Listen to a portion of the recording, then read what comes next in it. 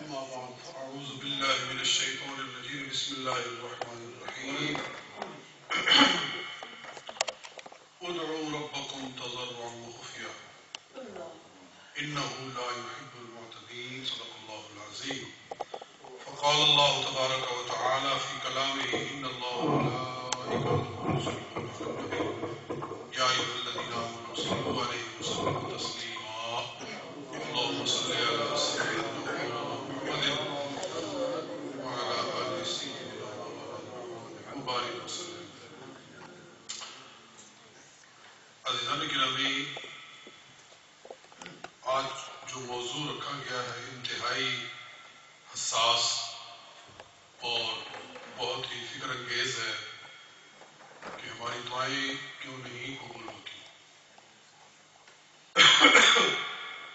اور میں کبھی دیکھ کر حیران ہوتا ہوں.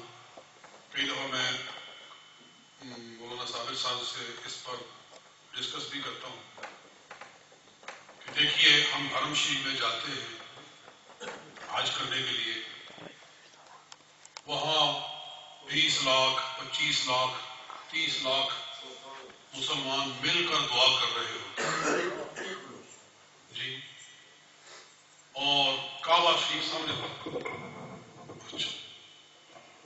اللہ کا گھر کعبہ سامنے ہوتا ہے اور لوگ رو رو کر آنسو بہا رہے ہوتے ہیں. آپ نے ٹی وی پہ منظر دیکھا ہوگا کہ امام صاحب بھی رو رہے ہیں اور لاکھوں کا اجتماع مسلمانوں کا وہ بھی رو رہا ہے.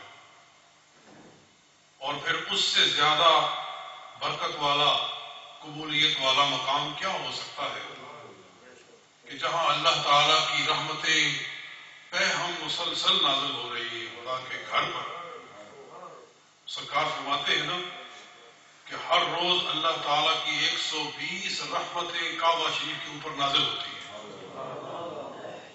جن میں سے 80 طواف کرنے والوں کے لیے ہوتی ہے، 20 وہاں جو نماز پڑھنے والے ہوتے ہیں ان کے لیے ہوتی ہے، اور 20 جو وہاں بیٹھ کر صرف کعبہ کا دیدار کر رہے ہوتے ہیں ان کے لیے ہوتی ہے. تو جہاں اللہ کی اتنی رحمتیں برس رہی ہیں اور آنسو بہائے جا رہے ہیں اور مل کر دعا کی جا رہی ہے، پھر بھی قبول نہیں ہوتی. یا اللہ رحم فرما، یا اللہ رحم فرما. جی تو مسلمانوں کے حال کو بدل دے.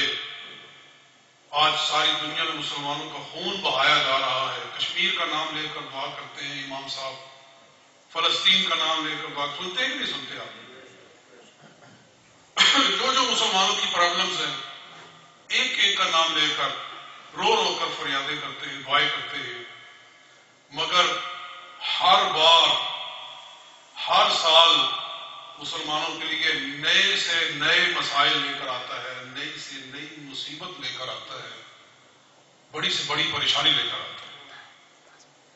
تو کیوں ہماری دعائیں قبول نہیں ہوتی؟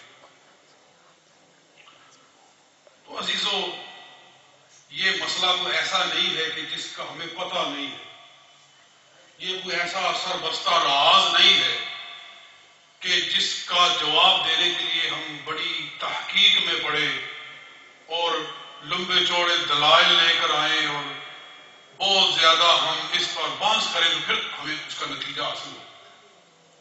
یہ بالکل سیدھی سادی بات ہے. اور مجھ سے پہلے برخوردار نے مولانا طاہر صاحب نے اس پر بڑی ہی شر و بست کے ساتھ انتہائی خوبصورتی کے ساتھ گفتگو کر دی ہے اور میں اس پر کوئی اضافہ نہیں کر سکتا. لیکن بہرحال ایک درد دل جو ہوتا ہے انسان کے اندر اس کو بیان کیا جا سکتا ہے. آقا دو جہاں صلی اللہ علیہ وآلہ وسلم کی حدیث ہے لَتَأْمُرُنَّ بِالْمَعْرُوفِ وَلَتَنْهُنَّ عَنِ الْمُنْكَرِ، کہ نیکی کا حکم کرتے رہو اور برائی سے روکتے رہو.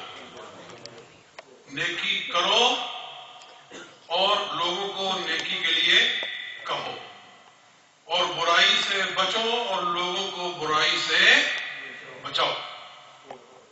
اور فرمایا وَإِلَّا، اور اگر تم ایسا نہیں کرو گے، اگر یہ کام تم نہیں کرو گے، تمہارے سامنے برائی ہو اور تمہاری زبان پہ تالا ہو، تمہیں جرت نہ ہو اس کو روکنے کی یا اس کے خلاف کوئی آواز اٹھانے کی. تو پھر فرمایا وَإِلَّا لَيُسَلِّطَنَّ اللَّهُ عَلَيْكُمْ مَن لَّا يَرْحَمُكُمْ، پھر خدا تعالیٰ تم پر ایسے لوگ مسلط کر دے گا جو تم پر ہرگز رحم نہیں کریں گے. یعنی تمہارے کرتوتوں کی وجہ سے، تمہارے اعمال کی وجہ سے تم پر ایسے حکمران لاگو کر دیے جائیں گے، تمہارے اوپر اس طرح کے لوگ بٹھا دیے جائیں گے کہ جن کے دل میں تمہارے لیے کوئی رحم نہیں ہوگا. جی، اور آج دیکھ لیں کہ ہمارے اوپر جس طرح کے لوگ بٹھائے گئے ہیں، جس طرح کے لوگ ہمارے اوپر مسلط کیے گئے ہیں، کیا واقعی ہی یہ حدیث پاک ہم پر صادق آ رہی ہے کہ نہیں آ رہی ہے؟ جی. پھر آگے حدیث کے آخری الفاظ ہے وَإِلَّا لَيُسَلِّطَنَّ اللَّهُ عَلَيْكُمْ مَن لَّا يَرْحَمُكُمْ، پھر خدا تم پر ایسے لوگ مسلط کر دے گا جو تم پر رحم نہیں کریں گے. ثُمَّ تَدْعُونَ فَلَن يُسْتَجَابَ لَكُمْ، پھر تم دعائیں کرو گے تو تمہاری دعائیں نہیں قبول کی جائیں گی، تمہاری دعاؤں کو نہیں قبول کیا جائے گا. اور آج یہی ہماری حالت ہے. علامہ اقبال رحمت اللہ تعالی، اللہ تعالیٰ اس مرد درویش کے درجات بلند فرمائے، انہوں نے سنا ہے نا کہ آپ نے شکوہ لکھا، اور شکوے کے اندر انہوں نے مسلمانوں کی حالت زار اللہ کے سامنے پیش کی کہ یا اللہ، مسلمانوں کی آج کیا حالت ہے. اور ان کے زمانے میں آج سے بدتر حالت تھی، کیونکہ خلافت عثمانیہ کے ٹکڑے کیے جا رہے تھے. مسلمانوں کی متحدہ پاور جو تھی اس کو اغیار مسلمانوں کے اندر سے غدار ڈھونڈ کر مسلمانوں کی طاقت کے ٹکڑے کر رہے تھے. اور وہ حدیث یاد آ رہی تھی لوگوں کو کہ نبی پاک صلی اللہ علیہ وآلہ وسلم نے ارشاد فرمایا کہ میری امت پر ایک زمانہ آئے گا کہ ساری قومیں میری امت کو کھا جانے کے لیے اس طرح اکٹھی ہوگی جس طرح تم دسترخوان کے اوپر بیٹھتے ہو.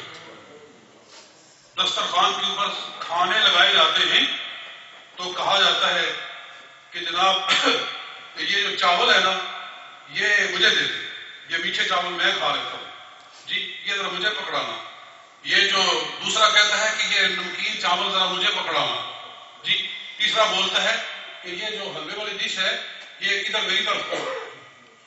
تو مسلمانوں کی حالت یہ ہو جائے گی کہ ساری قومیں مل کر میری امت کے ٹکڑے کرنے کے لیے اس طرح جمع ہو جائے گی جس طرح کے دسترخوان کے اوپر لوگ اکٹھے ہو کر بیٹھتے ہیں. اور یہ حالت ہوئی تھی مسلمانوں کی اور آج بھی ہو رہی ہے. چنانچہ یہ ہوا کہ جناب یہ فرانس والے جو تھے انہوں نے کہا الجزائر ہمیں دے دو، اور الجزائر پر فرانس نے قبضہ کر لیا. جی اور ہندوستان والے ادھر برطانیہ چلا گئے، اور اس طرح مسلمانوں کے جو مختلف ٹکڑے تھے ان کو کیے گئے. تو صحابہ نے عرض کیا یا رسول اللہ، اس وقت ہماری تعداد تھوڑی ہوگی، ہم اتنے تھوڑے ہوں گے کہ ہمیں تقسیم کیا جائے گا. نبی پاک نے فرمایا نہیں، اللہ کی قسم تمہاری تعداد تو سمندر کی جھاگ سے بھی زیادہ ہوگی، تمہاری تعداد سمندر کی جھاگ سے بھی زیادہ ہوگی. عرض کیا کہ پھر کیا وجہ ہے کہ اس طرح لوگ ہمیں تقسیم کریں گے؟ فرمایا تمہارا ایمان کمزور ہوگا، تمہارا ایمان کمزور ہوگا. اور علامہ اقبال رحمۃ اللہ تعالی علیہ نے بڑے درد کے ساتھ اللہ کی بارگاہ میں عرض کیا کہ رحمتیں ہیں تیری غیر کے کا